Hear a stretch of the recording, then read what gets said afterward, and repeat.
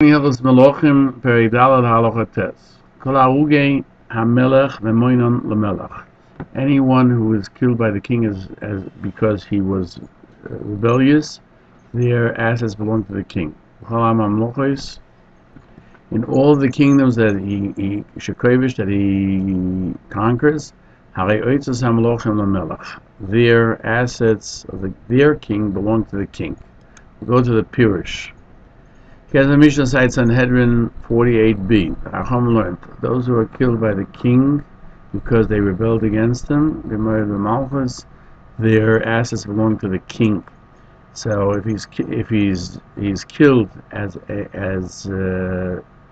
by the king who has a right to do that, his assets belong to the king.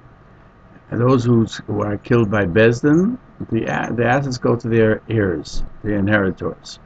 That if Bezdin killed him, his inheritors inherited. Rabbi Yehuda says, even those who are killed by the king, his heirs inherit. The Rambam goes according to Tanakama that belongs to the king.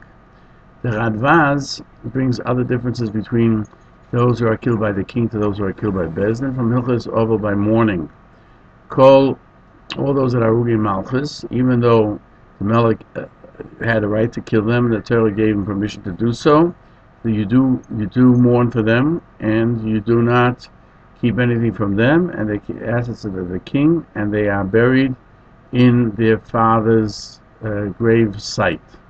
However, all those that are killed by the Bezdin, there's no mourning, but there is a day of Onin, which is only in the heart, and they are not buried with their family plots until the body has been decomposed and their assets belong to their heirs. And here the Rambam only mentions the difference of the money, because he's not talking about mourning. In Hilchos Yesodei HaTorah, in chapter 8:13, it says a king that was angry on one of his servants or his attendants from the people, and he took his field or his courtyard, it's not theft. He can benefit from it. And the person who purchases it from the king, it is his. And the husband and the owners take it from them, cannot take it from them, because that's the rule of the kings. They can take the assets of somebody who they are angry with because they're not following the orders of the king, because the king takes away all rights to something, and the courtyard or the field becomes like hefker, and anyone purchases it from the king acquires it. The Maggid Mishnah adds, this law is learned from the fact that those that are killed by the king, their assets go to the king, and certainly the king can only take their money instead of their lives. And everything that the king does is lawful, it's not considered theft. It would mean that he's of the opinion that since those that are killed by the king, their assets belong to the king, certainly he can take their fields because they rebelled, they're married with Malchus. But somebody that the king killed just for the purpose of the need of the hour, as the Rambam writes, that all those that are killed without specific proof and without warning, the king has a right to kill them, to rectify the world that they shouldn't go around killing people. And since their death does not come about because they are rebellious against the king, but rather to establish the land to follow the proper Torah and to kill murderers for the rectification of the world, their assets do not belong to the king. Ma'aser Keach and Hilchos Keach says if it isn't sure whether even in this situation, if the king killed them, their assets belong to the king. Moetzes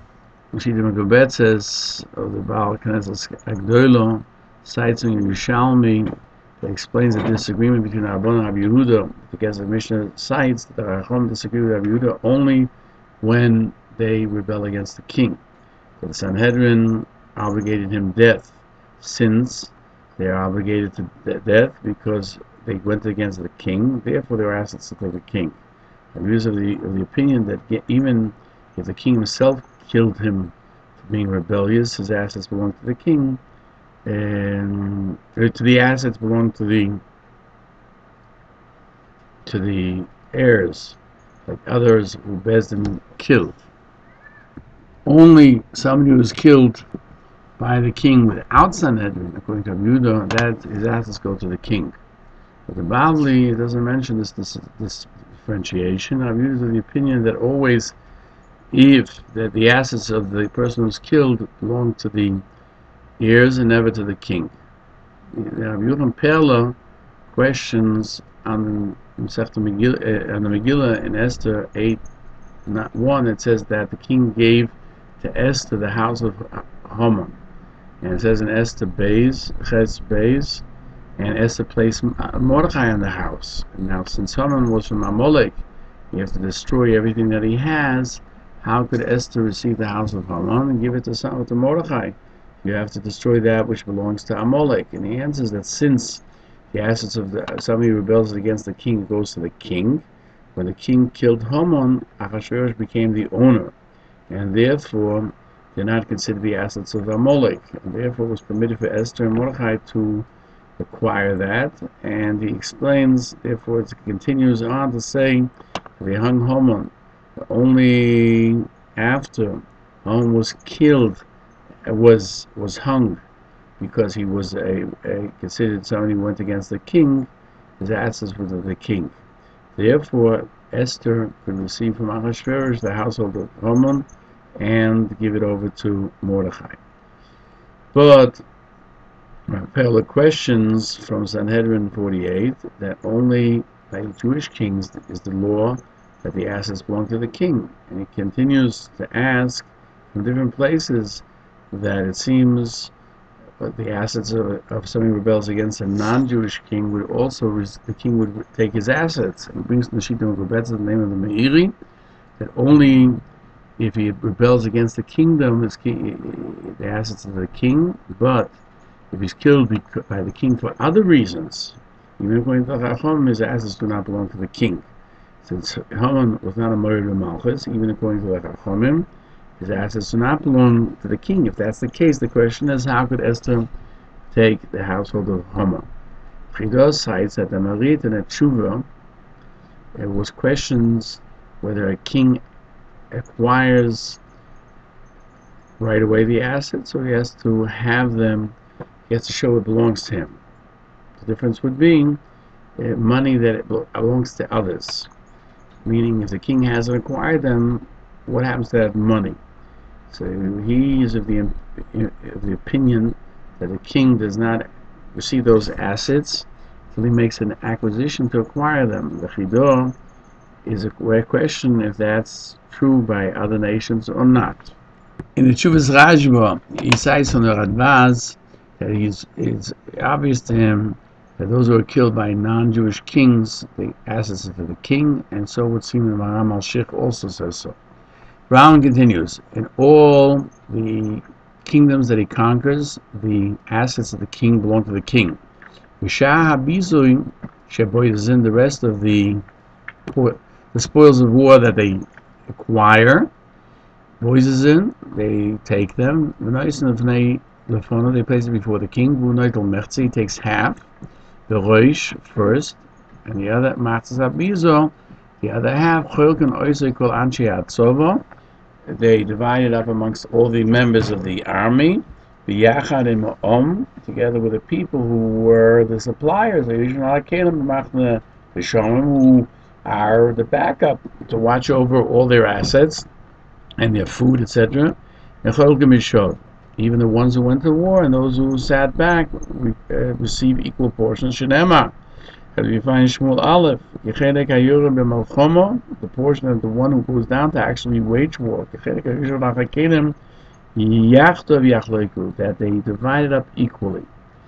Avinu fought a war. He saved all of the assets of Shloim, and he swore, whether I'll take from a thread till a leather strap, and if I'll take anything that's yours. And it says there in the Pasuk in Bereshis 25, 14:24, only that which the warriors have taken, and those who went with me. So they shall receive their portion. Rashi explains that they went with him, there were people that went with him, and also Oner Eshkol Mamre took an equal portion, even though by his slaves went to the war, as it says, Hu Ba'avodav Yakim, and Oner and his Eshkol Mamre were watching over what was left behind. Therefore, Shavavim David HaMelech learned this Halacha. Rashi cites just those who go down to war and those who watch over the assets, divided equally. And then it says, that it was only from that point on that was the law. Because the Mishnah cites in Sanhedrin, Chacham learned that the treasure houses of the king belong to the king, and the rest of the bizuin, the spoils, half is to the king and half is to the people. And in the Mishnah in Sanhedrin it says all the people would take the spoils and place it before the king, and the king would take his portion. Rashi explains the nicer portion he chooses first, and he takes half of everything. The Rambam Perigim al Halacha writes that the assets of the king belong to the king, and the early commentaries disagreeing. The Melech transgresses on that what it says. You should not have Keser Azor, and also that which comes to the king as a matana or spoils, or is that Issa only to take taxes from the people, but that which comes to him as a present or spoils is not forbidden for him to take. We're learning Halacha Yud Perek Daled in Middles Melochim. Kol ha'oretz shekoyvish harei shaloi. Any lands that he conquers belong to him. And the Rambam Peirush says, he gives that which he wants to the people who waged war as he desires. And he leaves for himself what he wants. And whatever he decides, that is the law. Because that's what Gittin 10b says. And and everything should be done for the sake of heaven. It should be his thoughts and his desire to elevate the true faith, to fill the world with charity, to destroy the hands of the wicked, to wage the wars of Hashem. That the only purpose for making a king is to make judgment and war. As it says by Shmuel, when they asked to have a king, our king shall judge us, he will go out before us, and he will wage our wars.